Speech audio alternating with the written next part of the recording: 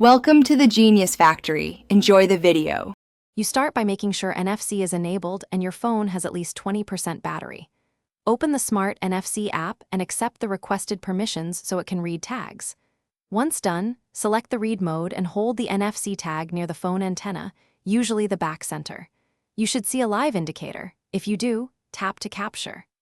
This initial read identifies tag type and memory capacity, which determines what you can write next. Now you configure the data you'll write. Pick NDEF and then a payload like URL, plain text, contact, or an app launch command. You'll see fields for title, payload, and optional MIME type.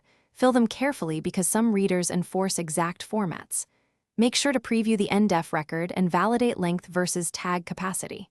If using automations, specify app package and parameters. Once satisfied, select Write and hold the tag to the antenna until confirmation appears. Finish by performing a read to verify the written payload matches what you intended. This confirms integrity.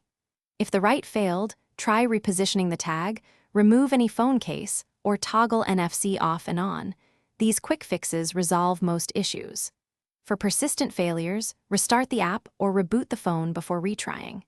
Make sure you only enable lock or password protection after a successful verified write, because locking is irreversible on many tag types.